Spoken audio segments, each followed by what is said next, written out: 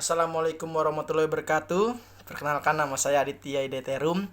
Saya dari semester 4, NPM saya 4118219119119059. Di sini, di video kali ini saya ingin menyampaikan beberapa materi yang telah diberikan tugas oleh dosen pembimbing saya, yaitu Pak Dindin, untuk melengkapi mata kuliah penjas adaptif, yaitu ada beberapa materi yang akan saya sampaikan tentang anak kebutuhan khusus seperti tunanetra, tunarunggu,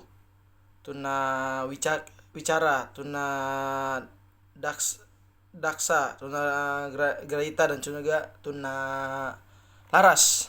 Ya, ada 6, yaitu netra, tunarunggu, wicara, dan juga tunagrahita, tunadaksa, dan juga tunalaras. Nah, saya akan menyampaikan beberapa penjelasan.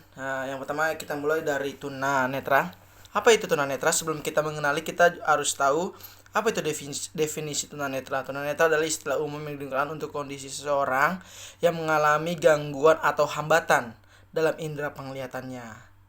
Berdasarkan tingkat gangguannya, tunanetra dibagi dua, yaitu buta total blind atau total blind, dan masih mempunyai sisa penglihatan atau low vision. Nah, alat bantu untuk mobilitas tunanetra menggunakan tongkat khusus, yaitu tongkat berwarna putih dengan garis merah horizontal. Nah, akibat atau berkurangnya fungsi indera penglihatannya, maka tunanetra berusaha memaksimalkan fungsi indera-indera lainnya nih. Indera-indera lainnya seperti perabaan, penciuman, dan pendengaran, dan lain sebagainya. Nah, sehingga tidak sedikit kan orang-orang yang memiliki penyakit tunanetra ini, yang menyandang tunanetra ini memiliki kemampuan luar biasa seperti bermain musik dan ilmu pengetahuan lainnya. Nah, karena dia menggunakan indera lainnya seperti indera peraba, pencium, dan pendengaran. Nah, penyebab dari tunanetra itu apa sih? Nah, ada dua nih. Yang pertama dari prenatal dan juga postnatal. Nah, prenatal itu faktor penyebab ketunanetraan pada masa prenatal sangat erat hubungannya dengan masalah keturunan dan pertumbuhan seorang anak dalam kandungan. Jadi karena keturunan nih pastinya. Ini sebelum persalinan ya. Nah, yang kedua itu ada postnatal.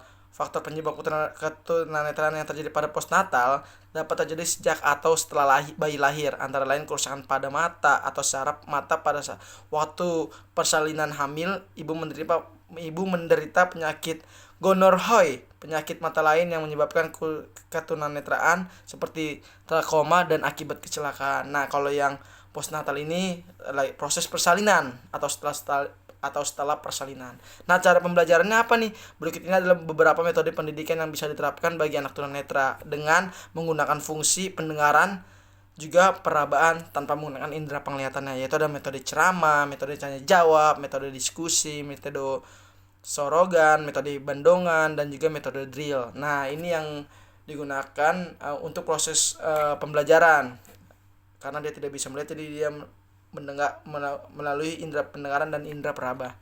Nah, olahraga untuk anak tunanetra apa? Ada atletik, renang, tenis meja, catur, goalball, futsal, bowling, volley, duduk, judo, dan juga angkat berat. Nah, kita masuk yang kedua nih guys, karena sudah tunanetra sudah saya jelaskan. Kita masuk yang kedua, itu tunarunggu. Tunarunggu apa sih? Adalah orang yang memiliki hambatan dalam fungsi pendengarannya. Kalau tadi mata, kali ini pendengaran.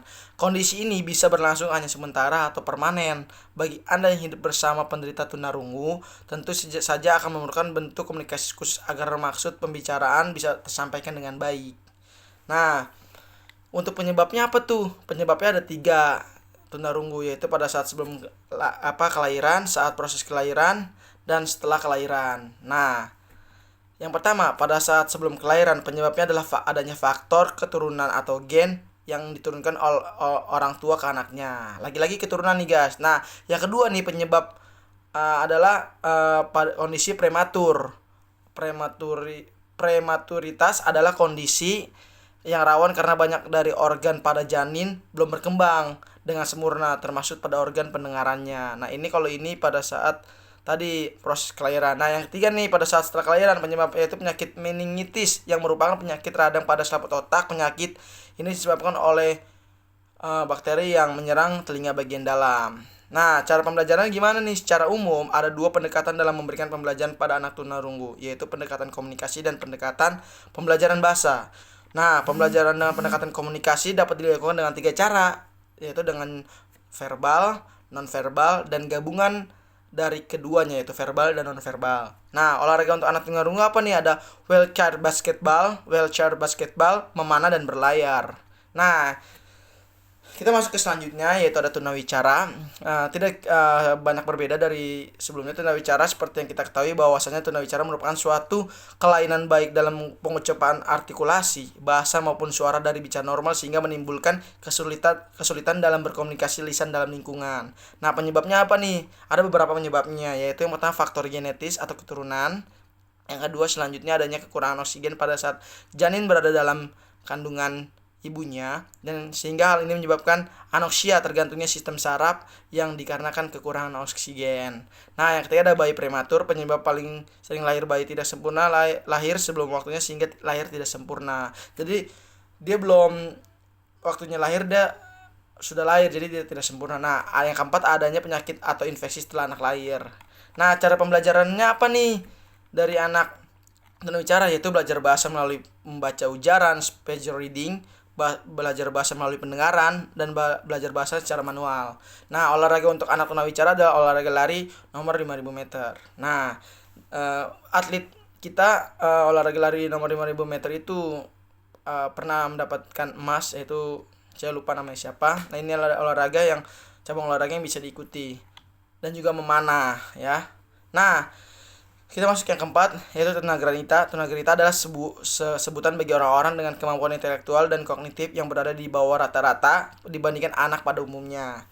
Nah, penyebabnya apa nih dari tunagrahita? Kita harus cari tahu. Merujuk pada DSM-5, faktor penyebab tunagrahita adalah karena faktor genetik atau psikologis. Ketika masih berada dalam kandungan, bayi dapat mengalami gangguan kromosom atau penyakit bawaan dari ibu atau adanya pengaruh eksternal seperti alkohol, obat-obatan, dan racun yang mempengaruhi pertumbuhan otak janin nih guys. Nah, lagi-lagi faktor genetik yang paling umum. Nah, cara pembelajaran gimana nih? Ada beberapa cara pembelajaran. Yang pertama metode argumentasi, metode bermain, metode berkawan sebaya, metode ceramah, dan metode tanya jawab. Saya akan menjelaskan metode argumentasi. Nah, metode argumentasi adalah suatu metode pembelajaran dengan menggunakan peralatan atau cara khusus. Sementara metode bermain yaitu bertujuan untuk meningkatkan perkembangan inteligensi fisik, emosi, dan cara bersosialisasi setiap peserta. Nah, kalau untuk metode kawan sebaya, yaitu metode yang di dalam kegiatan ini biasanya dipakai peserta didik lain sebagai fasilitator. Nah, untuk metode ceramah yaitu penerangan atau penuturan secara lisan oleh guru terhadap kelas. Jadi prestasi guru gitulah. Nah, kalau metode tanya jawab adalah metode yang lebih banyak menggunakan interaksi tanya jawab antara guru dengan siswa dalam proses pembelajaran. Nah, olahraga untuk anak tunagrahita yaitu olahraga broche. Nah, yang kelima ada tunadaksa atau gangguan gerakan kelainan anggota tubuh. Tunadaksa definisinya adalah anak yang mengalami kelainan atau cacat menetap pada alat gerakan tulang, sendi, otot. Demikian rupa sehingga memerlukan pelayanan pendidikan khusus. Nah, penyebabnya apa nih? Penyebabnya hasil dari berbagai diskusi menyimpulkan bahwa individu mengalami tunadaksa adalah akibat dari polio, keturunan, cacat sejak lahir, kelayuan otot-otot, peradangan otak, melainkan dan kelainan motorik yang disebabkan oleh kerusakan pada pusat syaraf nih. Nah, cara pembelajarannya apa? Yaitu untuk anak tunadaksa metode pengajaran yang dapat digunakan adalah metode ceramah, diskusi berkelompok, dan praktek. Nah, olahraga itu sendiri. Nah, olahraga untuk anak tunadaksa yaitu boxing, isometric bicep hold with towel, dan isometric shoulder hold with towel. Nah, dan untuk yang terakhir nih ada tunalaras. Apa itu tunalaras? Adalah anak yang mengalami gangguan atau hambatan emosi dan berkelainan tingkah laku sehingga kurang dapat menyesuaikan diri dengan baik terhadap lingkungan keluarga, sekolah, dan masyarakat dan lingkungan sekitar yang pernah dia jumpai nih. Nah, penyebabnya apa? Ada beberapa faktor, yaitu faktor tersebut yaitu keturunan genetik, neurologis, faktor biokimia, atau kombinasi dari faktor-faktor tersebut. Nah, faktor biologi dapat terjadi ketika anak mengalami keadaan kurang gizi, mengidap penyakit, psikotik, dan trauma atau disfungsi otak.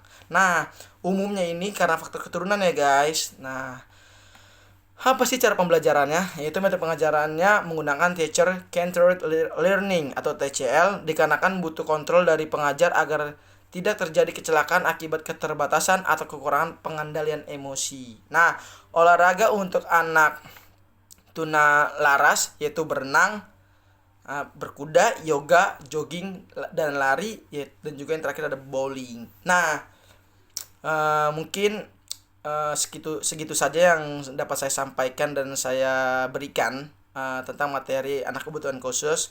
Kurang lebihnya saya mohon maaf, karena saya hanya manusia biasa yang tak luput dari kesalahan. Saya mohon maaf untuk kekurangannya, dan terima kasih untuk dosen pembimbing pengajar yaitu Pak Dindin atas tugas yang sudah diberikan. Sekian dari saya. Wassalamualaikum warahmatullahi wabarakatuh.